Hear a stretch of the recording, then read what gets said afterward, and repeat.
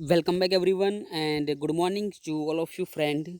In the previous lecture, we already completed the question that is the measurement of absolute poverty in India, and then the state-wise magnitude of poverty in India, that is the below 10%, 10 to 20%, 20 to 30%, and the 30 to 40%. And in this session, we will going for our next topic, and that is the relative poverty and then indicators of poverty. Then please friend come on page number 51, page number 51. And now you can see on your mobile screen that is the meaning of poverty, the first question in our chapter, and then the nature of poverty, that is the absolute and relative poverty. और जिसमें से relative poverty का concept हम अभी start करने जा रहे हैं, और एब्सोल्यूट पॉवर्टी जो हमने कंप्लीट कर दिया। एंड एब्सोल्यूट पॉवर्टी में एक टॉपिक था that is the poverty line, और poverty line from the beginning that is the planning year. तो वहाँ से लेकर आज तक अलग अलग कमिटी या तो अलग अलग काउंसिल ने अलग अलग यहाँ पे पॉवर्टी लाइन की डेफिनेशन दी थी, वो भी हमने कंप्लीट कर ली। And then measurement of absolute poverty in India, तो वहाँ पे हमने मेजरमेंट की फ्रेंड हम बात करें तो हमने मेजरमेंट के अंदर जो ओवरऑल हमारा जो परफॉर्मेंस था, तो जो पॉवर्टी है हमारे कंट्री के अंदर, जिसमें हमने रूरल की बात की थी कि रूरल में 2004-05 में 41.8 और अर्बन एरिया में 25.7% पॉवर्टी थी। और 2011-12 में कुछ अच्छा परफॉर्मेंस हुआ है हमारे कंट्री का, 25.7 एंड 13.7। एंड जो ओवरऑल यहाँ पे poverty 37.2 in 2004 and 5 and in the 21.9% in 2011 and 12, जो हमने प्रीवियस लेक्चर में देख लिया था। और यहाँ पे अलग अलग जो भी 2004-05 का जो डेटा है, वो हमें यहाँ पे याद रखना है कि तेंदुलकर जो कमेटी थी उसने एस्टिमेट किया हुआ था। और 2011-12 का जो data that is the NSSO यानी कि नेशनल सैंपल सर्वे ऑर्गेनाइजेशन। और उस लेक्चर में मैंने आपको बताया था कि NSSO यानी कि नेशनल सैंपल सर्वे ऑर्गेनाइजेशन, तो एग्ज़ाम के अंदर फुल फॉर्म भी पूछ सकते हैं, फुल फॉर्म ऑफ NSSO, यानी कि please make underline NSSO national sample survey organisation 2011-12 का डेटा था। Then the state wise magnitude of poverty in India, तो वहाँ पे हमने देखा था कि बिलो 10%, 10 to 20%, 20 to 30%, 30 to 40%। तो फ्रेंड ज़्यादातर हम बात करें कि हमें यहाँ पे एक गोवा की बात की थी, और साथ साथ हम याद रखते हैं कि हमारा स्टेट यहाँ पे गुजरात कौन से डिवीज़न में आ रहे हैं, तो हम याद रखना है कि 10 to 20%। हमें पता है कि इतने सारे यहाँ पे स्टेट दिए हुए हैं, तो हम सभी स्टेट का नाम याद नहीं रख सकेंगे। तो यहाँ पे जो मेनली पॉइंट है दैट इज़ द गुजरात, कि हमारा जो स्टेट है वो कहाँ पे आ रहा है 10 to 20%। और उनके साथ एक एक्सप्लेनेशन दिया था for the Goa and Chhattisgarh, तो वो भी हमें याद रखना है कि सबसे lowest poverty Goa that is 5.09%, and the highest measurement of poverty is Chhattisgarh which is 39.93%।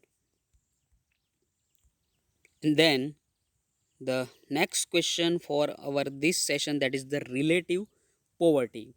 In this concept of absolute poverty, the minimum consumption expenditure required for satisfying minimum needs is taken into consideration। तो हमने जो देखा था कि absolute poverty में क्या था कि हमें जो मिनिमम कंजम्पशन एक्सपेंडिचर की ज़रूरत है उनकी हमने वहाँ पे बात कर ली थी। बट इन दिस कंसेप्ट यानी कि रिलेटिव पॉवर्टी में क्या होगा कि इनकम इन इक्वालिटी एग्जिस्टिंग, यानी कि इनकम इन इक्वालिटी एग्जिस्टिंग, यानी कि जो भी पर्सन है हमारे कंट्री के अंदर सब लोगों की इनकम में इन इक्वालिटी है। जो लोग पुअर है बहुत पुअर है, और जो लोग रिच है वो बहुत रिच है। Inequality existing in different groups of people living in society is considered, and commonly in every economy income disparity is seen, यानी कि इनकम डिस्पेरिटी यानी कि इनकम में डिस्ट्रीब्यूशन होगा, इनकम में इनइक्वालिटी रहेगी। इनकम इनइक्वालिटी का मैंने आपको 11th में भी एग्जांपल दिया था, अभी भी मैं आपको एक एग्जांपल दे रहा हूँ कि समझो कि ए एंड बी ये दो पर्सन है, और ए की पर मंथ की इनकम समझो कि 10,000 रुपीज़ है, और बी की पर मंथ की इनकम है 30,000। तो आप यहाँ पे देख सकते हो कि इनकम इनइक्वालिटी हो रही है। और रिलेटिव पॉवर्टी का जो कंसेप्ट है उनमें ए यहाँ पे कंपेयर टू बी के साथ हम करें तो A is a poor then B. income disparity is seen, and that case lower income class is a considered relatively poor than higher income class. यानी कि जो लोगों की इनकम लोअर है वो क्या हो गए यहाँ पे रिलेटिवली पुअर किसके साथ, हायर इनकम क्लास, यानी कि इनको हम ए नाम दे सकते हैं और यहाँ पे हायर क्लास में बी, क्योंकि ए की जो इनकम थी दैट इज़ द 10,000 और बी की जो इनकम थी 30,000। तो यहाँ पे जो डिस्पेरिटी हो रही है कि ए की जो इनकम है that is the 10,000 and B की जो इनकम है दैट इज़ द 30,000। तो कंपेयर करेंगे हम दोनों को, ए एंड बी को, तो हमें यहाँ पे दिख रहा है कि जो ए है वो यहाँ पे पुअर है और जो बी है वो रिलेटिवली क्या होगा, उनकी इनकम ज़्यादा है, तो बोल सकते हैं कि A is a relatively poor then B, यानी कि लोअर क्लासेस के जो लोग हैं उन लोगों की इनकम क्या होगी यहाँ पे कम होगी comparative to higher income class. तो फ्रेंड शायद ये जो फर्स्ट पेरा है बहुत इजी है, मैंने आपको एक एग्जांपल के साथ समझा है कि जिन लोगों की इनकम ज़्यादा होती है वो लोग यहाँ पे क्या हो गया, उनके कंपैरिजन में जो लोगों की इनकम कम होती है that is the lower income class, तो वो लोग यहाँ पे रिलेटिवली पुअर रहेंगे। To study relatively poverty, society is divided into different income groups and unequal distribution of income is studied. यानी कि फ्रेंड अगर हमें रिलेटिव पॉवर्टी का जो कंसेप्ट क्लियर करना है तो हम क्या करेंगे कि हमारे सोसाइटी में या तो हम बोल सकते हैं कि जो भी होगा वो दो अलग अलग पार्ट या तो दो से ज़्यादा पार्ट में हम डिवीज़न कर सकते हैं। डिफरेंट इनकम ग्रुप यानी कि अलग अलग इनकम जो भी होगी लोगों की उसमें हम डिवीज़न करेंगे। और आप अपनी बुक्स के अंदर ही पेज नंबर वही 51 ऊपर देख सकते हो, टेबल दिया है 5.3 का। तो उस टेबल में आप देख सकते हो कि जो ग्रुप है ए बी 1 2 3 4 एंड 5, तो ये अलग अलग डिफरेंट हमने इनकम के ग्रुप्स के ले लिए है। Unequal distribution of income is studied. Relatively poverty exhibit the level of income inequalities among different class of people. यानी कि रिलेटिव पॉवर्टी में क्या होगा कि जो भी अलग अलग इनकम है, income inequality among different class of people, it is argued in the context of India that is a rapid developing economy. तो हमारे इंडिया की बात करें तो India is a developing Nations, लेकिन डेवलपिंग में भी रैपिड रैपिड यानी कि हमारा जो कंट्री है इंडिया वो फास्ट डेवलप हो रहा है। Instead of studying concept of poverty and poverty line, यानी कि जो पॉवर्टी की बात कर रहे हैं कि जो रिलेटिव पॉवर्टी की बजाय हमारा जो first nature that is the absolute poverty and poverty line, तो उस कंसेप्ट को हम यहाँ पे स्टडी नहीं करेंगे। उनकी जगह इंडिया के लिए रिलेटिव पॉवर्टी या तो unequal distribution of income should be consider. तो आपको एमसीक्यू में पूछ सकते हैं कि ज़्यादातर जो रिलेटिव पॉवर्टी का कंसेप्ट है और रिलेटिव पॉवर्टी का concept for the developed nation like USA, Australia and Russia, France, but India के लिए हमें कौन सा कंसेप्ट लेना है, तो वी नो दैट कि India is a developing economy, but India is a rapid developing economy, यानी कि हमारी जो डेवलपिंग इकोनॉमी हो रही है वो बहुत फास्ट हो रही है। तो इसलिए हमें यहाँ पे एब्सोल्यूट पॉवर्टी का कंसेप्ट को कंसीडर नहीं करना है, उनकी जगह हमें रिलेटिव पॉवर्टी या तो हमने जो अभी हम स्टडी कर रहे हैं उस पॉवर्टी को हमें यहाँ पे कंसीडर करना है। This concept of relative poverty can be studied with the hypothetical example. यानी कि फ्रेंड यहाँ पे जो टेबल आपकी बुक्स में भी आप देख सकते हो, पेज नंबर 51, या तो आप मोबाइल की स्क्रीन पर भी देख सकते हो। एंड दैट इज़ द एक टेबल दिया है कि for example a Nations population divided on the basis of 5 income groups. यानी कि एक एग्जाम्पल के अंदर हमने हमारी कंट्री के जो भी पॉपुलेशन थी उनको अलग अलग 5 ग्रुप के अंदर डिवाइड किया हुआ है। और उसमें आप देख सकते हो कि जो group 1 to 5 income group rupees 0 to 30,000, 30,000 to 1 lakh rupees, 1 lakh to 3 lakhs, 3 lakhs to 10 lakhs and 10 lakhs and above. यानी कि एक ग्रुप ऐसा है कि उनकी इनकम है 0 to 30,000 रुपीज़ की। Second group that is the income is 30,000 to 1 lakh rupees, and the group third that's income have a 1 lakh rupees to 3 lakhs rupees, and the group 4 that is the income rupees 3 lakhs to 10 lakhs rupees, and the last one that is the fifth group and has an income rupees 10 lakhs and above। तो यहाँ पे आप देख सकते हो कि income की inequality हो रही है। ग्रुप ए की इनकम है 0 to 30,000 एंड ग्रुप 5 की जो इनकम है 10 lakhs एंड अबव। यानी कि group 1 has a relatively poor then group 5, क्योंकि 5 जो ग्रुप है उन लोगों की इनकम ज़्यादा हो रही है, that is the rupees 10 lakhs and above. In above example, the class of in group 2 has a more income than class income of people in a one group, या तो इन ग्रुप 1. यानी कि आप देख सकते हो कि जो ग्रुप 1 है उन लोगों की इनकम है 0 to 30,000, एंड ग्रुप जो 2 है उन लोगों की इनकम है 30,000 to 1 lakhs. तो हम बोल सकते हैं कि group 1 is a relatively poor then group 2. It can be said that people in group 1 are relatively poorer than group 2, but the people of group 2 has a lower income than people in the group 3, 4 and 5. तो आप देख सकते हो कि group 3 में 1 lakh to 3 lakh and then for 3 lakh to 10 lakhs and in the group 5 have income rupees 10 lakhs and above. तो यहाँ पे क्या होगा कि जो ग्रुप 2 है वो ग्रुप 2 की इनकम जो ग्रुप 3, 4 एंड 5 से कम है, and people of group 2 are relatively poorer than group 3, 4 and 5. तो यहाँ पे हमने एग्जांपल देखा कि और भी हम यहाँ पे पॉइंट ऐड कर सकते हैं फ्रेंड, कि आप यहाँ पे देख सकते हो टेबल के अंदर.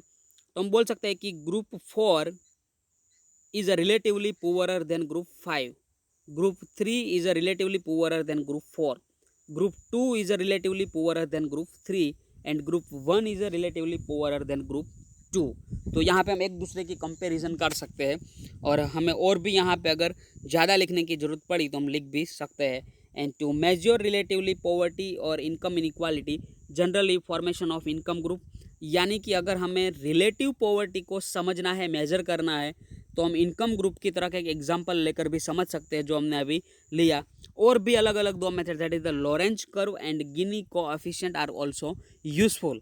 तो यहाँ पे आपके सिलेबस के अंदर Lorenz curve and Gini coefficient का सिलेबस में आप जो भी उनके टॉपिक है आपके सिलेबस में नहीं है. तो हमें सिर्फ यहाँ पे याद ही रखना है कि अगर हमें रिलेटिव पॉवर्टी या तो इनकम इनइक्वालिटी को मेज़र करना है तो हम इनकम ग्रुप को अलग अलग डिफरेंट में डिवाइड कर सकते हैं, या तो लॉरेंज कर्व से भी हम यहाँ पे मेज़र कर सकते हैं. And the third one that is the Gini coefficient are also useful, and I think you can study the point in the statistics subject. तो यहाँ पे तो सिर्फ आपके नाम ही दिए हुए आपके सिलेबस में है, नहीं तो हमें सिर्फ याद रखना है तीनों के नाम, that is the income group, Lorenz curve and Gini coefficient are useful. तो फ्रेंड इस लेक्चर में हमने जो हमारा टॉपिक था that is the relative poverty कि जो हमने कंप्लीट किया. और नेक्स्ट जो क्वेश्चन है that is the indicators of poverty, जो हम अभी मैं आपको 2 या तो 3 मिनट का टाइम दे रहा हूँ फॉर द रिलेटिव पॉवर्टी. यानी कि रिलेटिव पॉवर्टी आप रीडिंग कर लो and then we will going for the indicators of poverty. और आप इंडिकेटर्स के अंदर देख सकते हो कि अलग अलग जो टोटल इंडिकेटर्स दिए सिलेबस में दैट इज़ द 11th. यानी कि हमें जितने भी यहाँ पे इंडिकेटर्स दिए सभी इंडिकेटर के हम डिस्कशन करेंगे और आपको याद रखने की भी यहाँ पे ट्राई करनी पड़ेगी. तो अभी मैं आपको 3 मिनट्स का टाइम दे रहा हूँ, और प्लीज़ आप जो यहाँ पे एक टॉपिक दिया हुआ है that is the relative poverty वो रीड कर लीजिए, और बाद में हम इंडिकेटर्स ऑफ पॉवर्टी की बात करेंगे. Continue read it.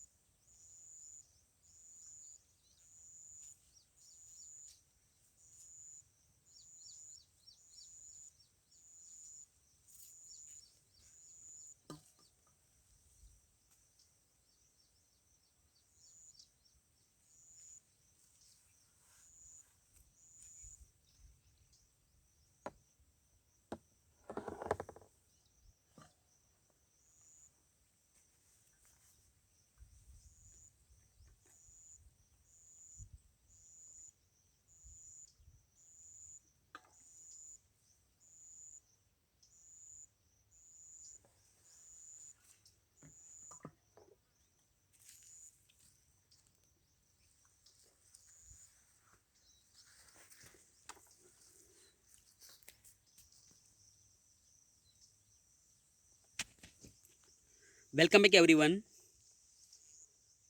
The next question, that is the indicators of poverty. Friend, indicators का मीनिंग क्या होगा कि कुछ शो करना, यानी कि इस 11 इंडिकेटर यहाँ पे दिए हैं आपके सिलेबस के अंदर। तो जो है 11th यहाँ पे इंडिकेटर्स दिए हैं, वो अलग अलग इंडिकेटर्स क्या शो कर रहे हैं कि आपकी कंट्री के अंदर ज़्यादातर पॉपुलेशन पुअर है कि नहीं पुअर है। यानी कि आप जो भी यहाँ पे इंडिकेटर्स के जो भी टॉपिक दिए हैं, उस टॉपिक के आप अगर रिक्वायरमेंट सेटिस्फाई नहीं कर रहे हो तो आप पुअर कह सकते हो। यानी कि जो इंडिकेटर्स है वो क्या शो कर रहा है कि the level of poverty and their components are called its indicators. तो यहाँ पे please make underline, the level of poverty and their components are called its indicators. In our country various factors showing a poverty are known as a indicators.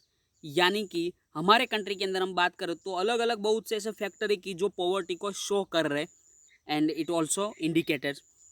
Indicators are useful to know the poverty and levels of poverty. यानी कि indicators का use कहाँ पे हो रहा है कि हमें हमारी कंट्री के अंदर पॉवर्टी है कि नहीं वो जानना है, और कितने लेवल तक पॉवर्टी है। तो हम इंडिकेटर्स से जान सकते हैं कि हमारे कंट्री के अंदर कौन से लेवल तक पॉवर्टी है। With this we can know the nature and measurement of poverty and the indicators of poverty are as a follow. यानी कि यहाँ पे जो 11 अलग अलग इंडिकेटर्स दिए हैं उनके बारे में हम डिस्कशन करेंगे।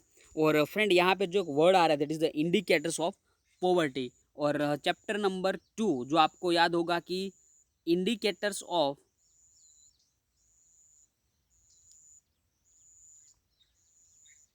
Economic development. तो अलग अलग जो 4 इंडिकेटर्स वहाँ पे थे, और इस क्वेश्चन में है क्वेश्चन हमारा कि इंडिकेटर्स ऑफ पॉवर्टी। तो आप यहाँ पे कॉन्सेंट्रेट करना कि इंडिकेटर्स ऑफ इकोनॉमिक डेवलपमेंट का अगर क्वेश्चन आए तो हम याद रखेंगे कि इंडिकेटर्स ऑफ इकोनॉमिक डेवलपमेंट के अंदर जो 4 इंडिकेटर्स है, and that is the national income, per capita growth of national income, growth of per capita income, and PQLI, and last one that is the HDI, human develop index. तो वो indicators of economic development, और यहाँ पे जो हम study कर रहे हैं that is the indicator of poverty, जिसमें जो फर्स्ट इंडिकेटर है that is the per capita household consumption expenditure. तो per capita household consumption expenditure, per capita यानी कि हमारे कंट्री के जो टोटल पॉपुलेशन है और टोटल पॉपुलेशन का जो एक्सपेंडिचर हो रहा है कंजम्पशन में, डिवाइड बाय टोटल पॉपुलेशन। तो हमें यहाँ पे जो मिलेगा that is the per capita expenditure.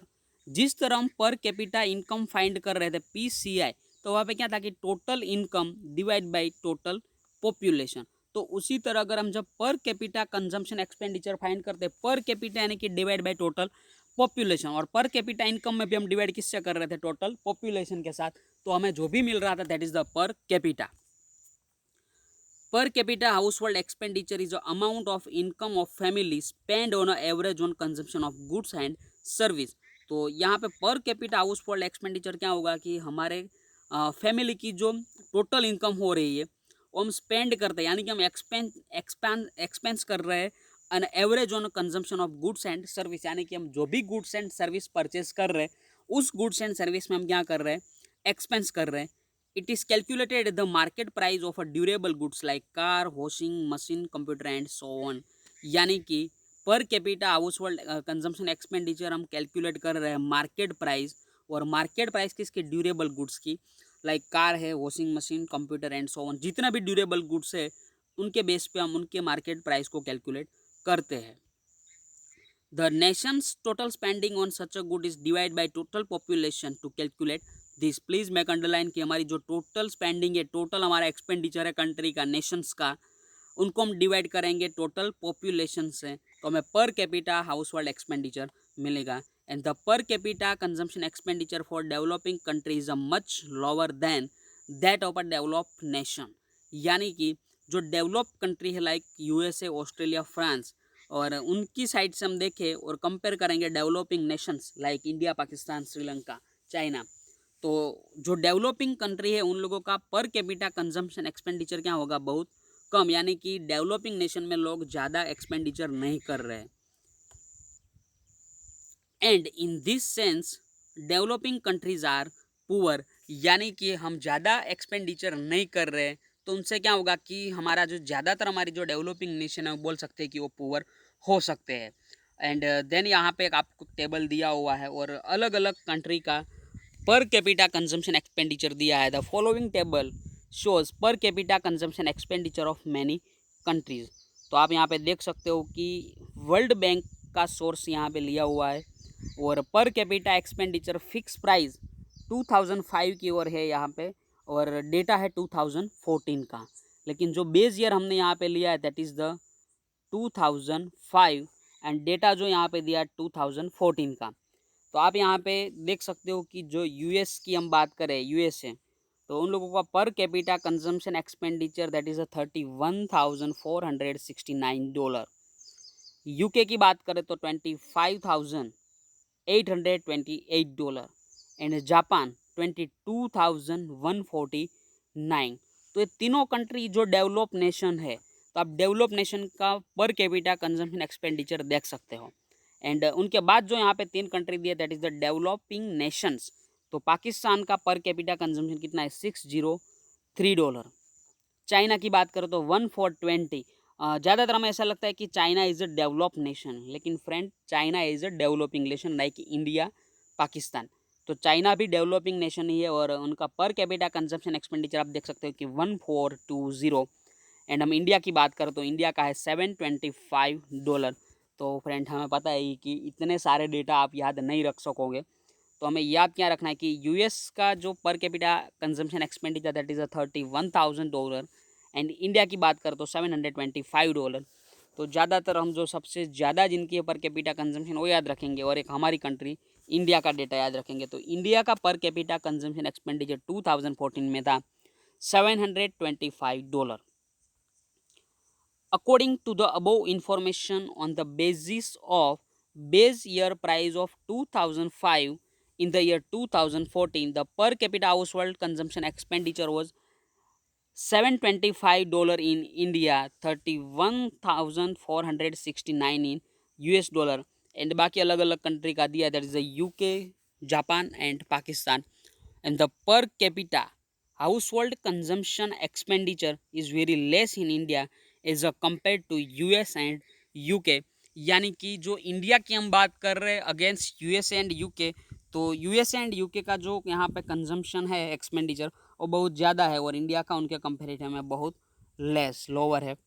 तो यहाँ पे जो फर्स्ट हमारा इंडिकेटर्स ऑफ पॉवर्टी था and that is the house hold consumption expenditure, per capita household consumption expenditure जो हमने कंप्लीट कर लिया कि अगर आपका पर capita household consumption expenditure बहुत लोअर है, बहुत कम है, तो आप पुअर में आ सकते हो। और जिन लोगों का जो कंट्री का एक्सपेंडिचर बहुत ज़्यादा है तो हम बोल सकते हैं कि वो कंट्री पुअर नहीं होगी। तो यहाँ पे हमारे सामने तीन country that is the Pakistan, China and India, और ऊपर की तीनों develop nation that is the US, UK and Japan. तो आप देख सकते हो कि पर कैपिटा एक्सपेंडिचर कितने फ़र्क रख रहा है और पर ईयर का यह डेटा दिया हुआ है कि पर ईयर में इंडिया में जो लोग एक्सपेंडिचर कर रहे हैं दैट इज़ $725 का। तो फ्रेंड यहाँ पे हमने जो फर्स्ट इंडिकेटर्स था and that is the per capita household consumption expenditure जो कंप्लीट कर लिया। एंड जो सेकंड यहाँ पे दिया that is the level of mall nutrition. तो माल न्यूट्रिशन की हम बात नेक्स्ट लेक्चर में करेंगे, लेकिन यहाँ पे मैं आपको 2 मिनट का टाइम दे रहा हूँ। Please read the first indicators and interpret that is the per capita household consumption expenditure. Please read it and then we will revise our previous question. Please continue.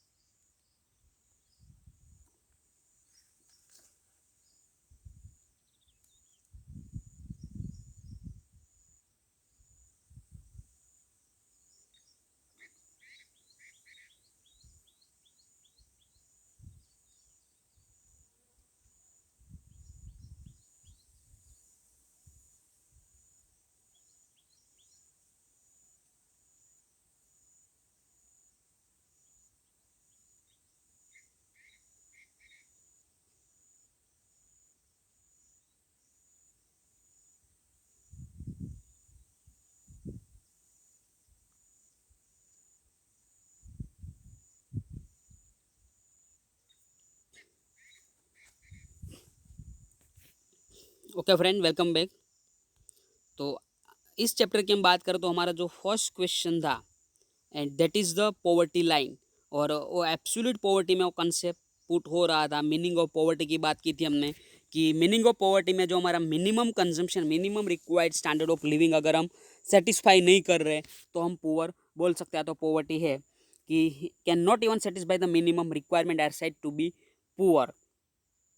और जो poverty की जो definition है या तो उनका जो concept है वो नेशंस टू नेशंस क्या होगा, different, but poverty being a relative concept, it meaning change with the change in time, place and society. In most interpretation of poverty, an average standard of living considered as a base and existing inequality in society as shown. और यहाँ पे हमने अलग अलग two parts में poverty का division किया हुआ था। That is the traditional meaning of poverty, या तो हम बोल सकते हैं कि income poverty, and second that is the modern meaning of poverty यानी कि नॉन इनकम पॉवर्टी। तो फ्रेंड हमने ट्रेडिशनल की बात की, तो ट्रेडिशनल पॉवर्टी में हम ज़्यादातर इनकम को ही कंसीडर कर रहे हैं, लेकिन बाकी के नॉन इकोनॉमिकल फैक्टर को कंसीडर नहीं कर रहे थे, बल्कि जो नॉन इनकम पॉवर्टी है वहाँ पे हम नॉन इकोनॉमिक फैक्टर को भी कंसीडर कर रहे थे। According to income definition of poverty, यानी कि certain normative minimum level of per capita consumption expenditure are required to a certain minimum basic needs and service is called poverty line. तो poverty का जो पूरा concept वो हमने first lecture में देखा था। And then the next one that is the nature of poverty, जिसमें हमने absolute poverty and relative poverty की बात की थी। तो मैं यहाँ पे आपको सिंपल, या तो हम बोल सकते हैं कि शॉर्ट में आपको कंसेप्ट यहाँ पे फिर से क्लियर करवा रहा हूँ कि एब्सोल्यूट पॉवर्टी में क्या होगा, पॉवर्टी लाइन हम डिसाइड करेंगे, और उस पॉवर्टी लाइन के बिलो में जितने लोग होंगे that is the poor, and up हो गए वो पुअर नहीं होंगे। तो यहाँ पे हम बोल सकते हैं कि बिलो पॉवर्टी लाइन जो भी होंगे वो सब पुअर इन एब्सोल्यूट पॉवर्टी। तो as per absolute poverty we all are not poor, but as per the relative poverty we all are poor. क्योंकि हमने देखा था कि रिलेटिव पॉवर्टी में हम क्या करते हैं कि कंपेरिजन ही कर रहे हैं एक दूसरे के साथ। तो कंपेरिजन में तो क्या होगा कि हम सब पुअर ही रहेंगे। अगर हमारी सबकी कंपेरिजन मुकेश अंबानी के साथ हो रही है तो हम सब क्या हो जाएंगे, यहाँ पे पुअर हो सकते हैं। तो एब्सोल्यूट पॉवर्टी में हमने बाद में देखा था पॉवर्टी लाइन, और पॉवर्टी लाइन में अलग अलग जो भी कमेटी थी या तो अलग अलग काउंसिल, उसमें जो सबसे first one that is the Indian council of medical research that is the ICMR। उन लोगों ने अलग अलग यहाँ पे कैलोरीज की बात की थी। रूरल एरिया के लिए 2400 कैलोरीज पर डे पर पर्सन, एंड अर्बन एरिया के लिए 2100 कैलोरीज आर रिक्वायर्ड फॉर पर person per day. And second जो मेथड यहाँ पे आई थी कि एक्सेप्टेड की थी 1969 में, और बेस ईयर प्राइस यहाँ पे थी दैट इज़ द 1960-61। और अगर समझो कि 20 rupees per capita per month, यानी कि पर पर्सन पर मंथ की अगर 20 रुपीज़ इनकम है तो हम बोल सकते हैं कि हम पुअर नहीं है, और उनसे कम है तो वी आर पुअर। ये जो डेटा था दैट इज़ द 1969 की बात कर रहे हैं। एंड उनके बाद और एक कमेटी आई that is the Dandekar and Rathi for rural areas on the base of 1960-61। उन लोगों ने यहाँ पे कुछ अलग डेटा दिया कि 15 rupees per capita per month की इनकम अगर आपकी नहीं है तो आप पुअर हो सकते हो। और अर्बन एरिया के लिए उन लोगों ने 22.50 रुपीज़ की इनकम रखी कि अगर आपकी इनकम 22.50 नहीं है अर्बन एरिया में, यानी कि सिटी एरिया में, तो आप पुअर, और रूरल एरिया में 15 रुपीज़ पर कैपिटा होनी चाहिए। और उनके बाद और एक कमेटी का नॉमिनेशन हुआ that is the DT Lakra वाला कमेटी। तो DT लाकड़ा वाला कमेटी में पता है कि 1993 बेस ईयर लिया था 73-74, और उनके लिए रूरल एरिया में 49 एंड अर्बन एरिया में 57 पर मंथ की बात कर रहे हैं, पर ईयर की नहीं, हम याद रखेंगे पर पर्सन पर मंथ। तो अलग अलग एक कमेटी आई थी, और लास्ट में एक committee that is the Suraj Tendulkar committee. और उन्होंने जो डेटा यहाँ पे दिया कि 2011-12 के लिए urban area 816 rupees and rural area के लिए 816 रुपीज़ एंड अर्बन एरिया के लिए ₹1000 पर कैपिटा पर मंथली कंजम्पशन होना चाहिए। तो ऐसे अलग अलग 4 या तो 5 टोटल कमेटी, या तो जो भी एक्सपर्ट ने अलग अलग अपनी राय दी थी यहाँ पे, जो हमने फर्स्ट लेक्चर में कंप्लीट किया था। और आज का लेक्चर हम यहाँ पे रख रहे हैं। Thank you to all of you friend, take care and bye bye.